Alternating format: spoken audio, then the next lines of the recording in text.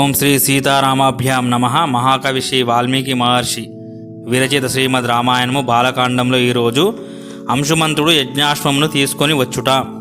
ఓ రఘురామ, సగర మహారాజు తన పుత్రులు ఎంత కాలమునకు మరలి రాకుండటచే దిగులుపడి తేజస్వి అయి వెలుగొందుచున్న పౌత్రుడగు అంశుమంతునితో ఇట్లు నుడివెను. నాయనా, నీవు శూరుడవు, సమస్త విద్యలను నేర్చినవాడవు, బల పరాక్రమములలో నీ పినతండ్రులతో సమానుడవు. యజ్ఞ అశ్వమునకై వెళ్ళిన నీ పినతండ్రులు ఏమైనారో తెలియదు. వారిని అశ్వమును దానిని అపహరించిన వానిని వెదుకుము. భూమి లోపల నుండి ప్రాణులు మిక్కిలి శక్తి సామర్థ్యములు గలవి, ఆకారములలో పెద్దవి. వాటిని హతమార్చుటకు ఖడ్గమును ధనస్సును తీసుకొని వెళ్ళుము. నాయన, పూజ్యులకు నమస్కరింపుము. నీ ప్రయత్నమునకు అడ్డువచ్చు వారిని చంపివేయము. కృతార్థుడవై మరలి వచ్చి నా ఆజ్ఞను అంటే నా యజ్ఞమును పూర్తి చేయుము. మహాత్ముడైన సగరుని యొక్క చక్కని ఆదేశమును అనుసరించి అంశుమంతుడు ధనస్సు ఖడ్గమును గ్రహించి వేగముగా వెళ్ళెను. ఓ నరోత్తమ, శ్రీరామ, ఇదంతా విశ్వామిత్రుడు చెప్తుండు శ్రీరామునికి. శ్రీరామ, సగరునిచే ఆదేశింపబడిన ఆ అంశుమంతుడు మహాత్ములైన పిన్నతండ్రులు త్రవ్విన గర్భ మార్గమును అనుసరించెను. దైత్యులు, దానవులు, రాక్షసులు, పిశాచములు, పక్షులు, నాగులు మొదలగు వారిచే పూజింపబడుతున్న దిగ్గజమును మహా తేజస్వి అయిన అంశుమంతుడు చూచెను. అతడు దానికి ప్రదక్షిణ మొనర్చి కుశలమడిగి తన పినతండ్రుల జాడను గూర్చియు అశ్వమును అపహరించిన వాని ఆచీకిని గురించియు వినయంతో ప్రశ్నించెను. అంతటా దిగ్గజము అంశుమంతుడు పలికిన ఆ మాటలు విని, ఓ అంశుమంతుడా, నీవు కృతార్థుడవై త్వరలోనే యజ్ఞాశ్వంతో వెళ్ళగలవు అని నుడివేను. ఆ దిగ్గజము పలికిన మాటలను విని అతడు క్రమముగా దిగ్గజములన్నింటినీ వినయపూర్వకంగా ప్రశ్నించెను. దేశకాలములకు అనుగుణముగా భాషించి తీరు, ఎదుటివారి అభిప్రాయమును గుర్తించు ప్రతిభయగల ఆ దిగ్గజములన్నీ అతనిని గౌరవించి, నీవు యజ్ఞాశ్వంతో త్వరలోనే మీ తాతగారి కడకు చేరగలవని నుడివేను. త్వరగా అంశుమంతుడు ఆ దిగ్గజముల పలుకులను ఆలకించి తన పినతండ్రులు భస్మరాశై పడి ఉన్న చోటికి వెళ్ళెను. అచ్చట తన పినతండ్రులు కనబడపోకూడచే అంశుమంతుడు మిగులు దుఃఖితుడైనాడు. వారి మరణ వార్తను విని మిక్కిలి పరితపించి ఏడవసాగెను. దుఃఖ శోకములకు లోనైన ఆ నరశ్రేష్ఠుడు అతడికి సమీపమునే అటునీటు తిరుగుచున్న యజ్ఞాశ్వమును చూచెను. అతడు తన పినతండ్రులకు తర్పణములను ఇచ్చుటకు సంకల్పించెను. అందులకై ఆ తేజస్వి జలమునకై తిన్నగా అటు ఇటు చూచెను, కానీ జలాశయం మాత్రం కనబడలేదు. అతడు తన నిశిత దృష్టిని ప్రసరింపజేయగా తన పినతండ్రులకు మేనమామయు వాయువేం కలవాడు ఖగరాజు అయిన గరుత్మంతుడు కనబడెను. అంతటా మహా బలశాలైన వైనతేయుడు అతనితో ఇట్లనెను, ఓ నరోత్తమ, శోకింపకము. నీ పినతండ్రుల మృతి లోకహితమునకే జరిగెను.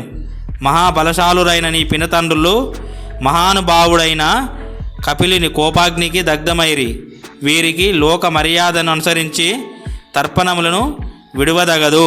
ఓ నరోత్తమ,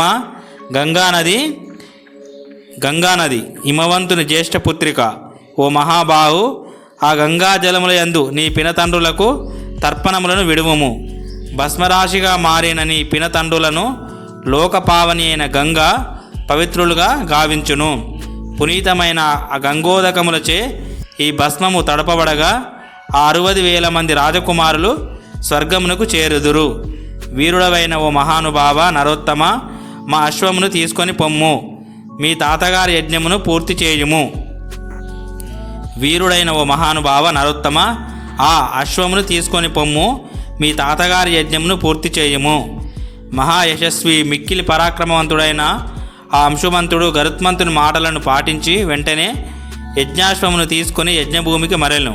ఓ రఘునందన, అతడు యజ్ఞదీక్షలో ఉన్న సగర మహారాజు కడగేగి వైనతేయుని మాటలను యథాతథముగా తెలిపెను. సగర మహారాజు అంశుమంతుడు తెలిపిన భయంకరమైన పుత్ర మరణ వార్తను విని దుఃఖించెను. పిమ్మట అతడు యథావిధిగా కల్పోక్త ప్రకారము యజ్ఞమును నిర్వర్తించెను. ఉత్తమ గుణములు గల మహారాజు యజ్ఞమును ముగించుకొని తన నగరమునకు చేరెను. గంగను తీసుకొని వచ్చు విషయమును అతడు ఒక నిర్ణయమునకు రాలేకపోయెను. ఇట్లు చాలా కాలము గడిచిపోయెను. ఎట్టి నిర్ణయమును చేయకుండానే సగర మహారాజు 30,000 సంవత్సరములు రాజ్యమును పాలించి దివంగతుడు ఆయను. భగీరథుడు గంగానదిని దివి నుండి భూమికి కొనివచ్చుటక యత్నించుట. ఓ రామ, సగరుడు స్వర్గస్థుడు కాగా మంత్రులందరూ న్యాయసమ్మతముగా ధర్మబుద్ధి గల అంశుమంతుడే రాజు కావాలని కోరినారు.